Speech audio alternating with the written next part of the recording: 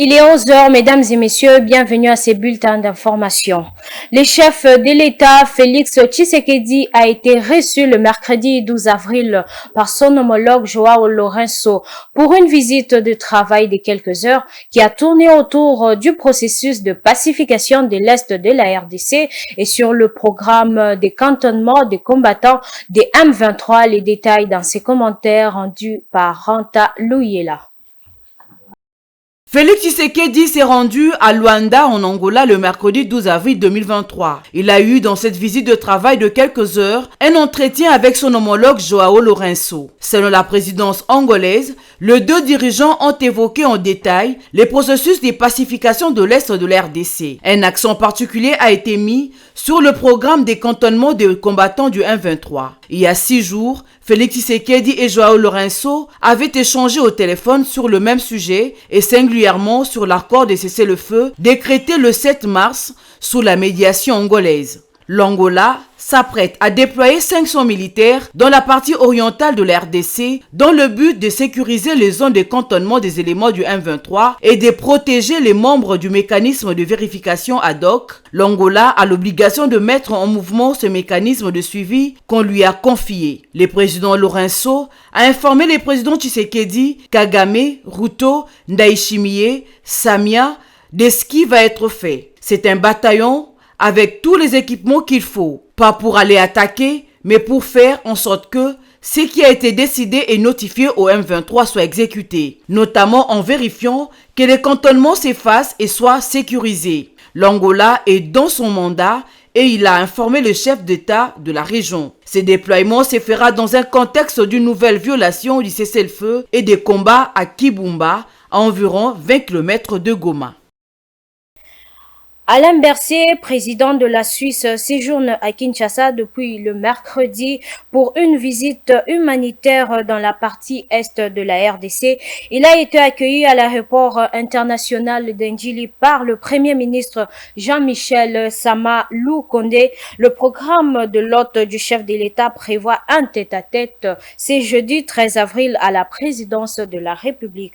Il se rendra également à Goma et Bukavu pour apporter son soutien aux déplacés des guerres internes. Selon le Bureau de coordination humanitaire de l'ONU, OCHA, et le gouvernement congolais, le montant nécessaire est estimé à 2,25 millions de dollars pour venir en aide à quelques 10 millions de personnes en RDC.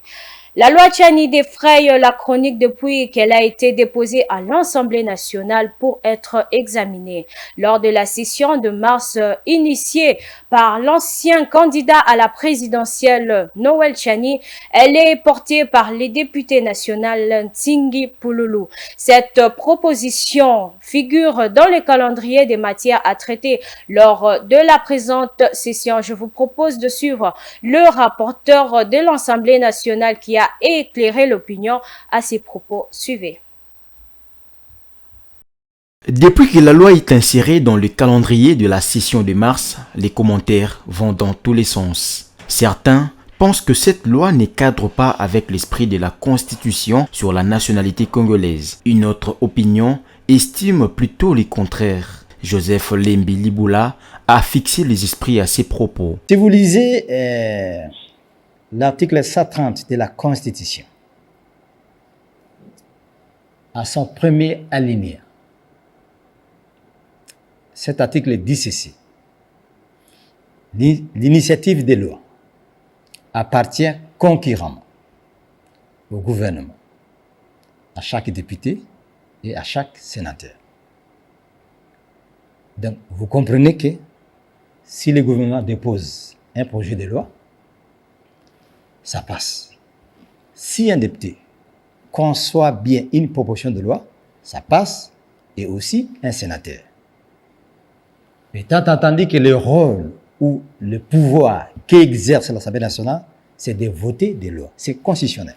Ceux qui s'opposent à la loi Tchani l'assimilent à la loi sur la congolité, référence faite à l'ivoirité qui a divisé la Côte d'Ivoire à la fin des années 90. Il estime que cette loi va diviser les Congolais au lieu de les rassembler. Pour Joseph Lembi, on ne peut pas empêcher une société de se doter des lois qui la régissent. Vous n'allez pas priver à une société de se doter d'un code de conduite.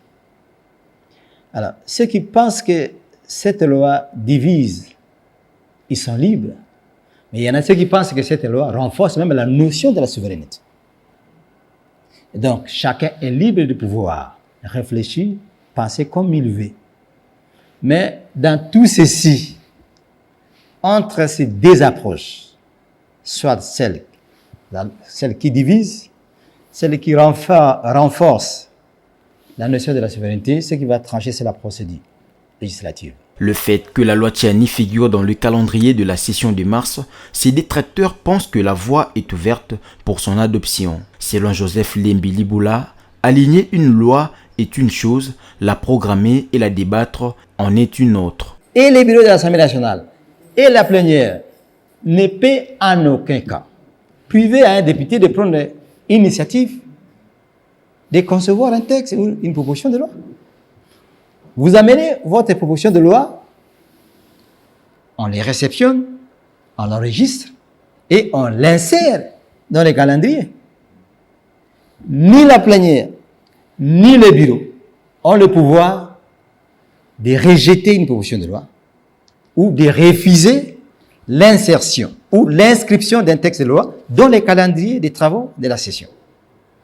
Mais je rappelle encore pour dire que ce qui va trancher dans tout ça, c'est la procédure. Elle est rigoureuse. Si votre proposition de loi, si votre texte de loi n'a pas de fondement juridique ou constitutionnel, ça ne passe pas.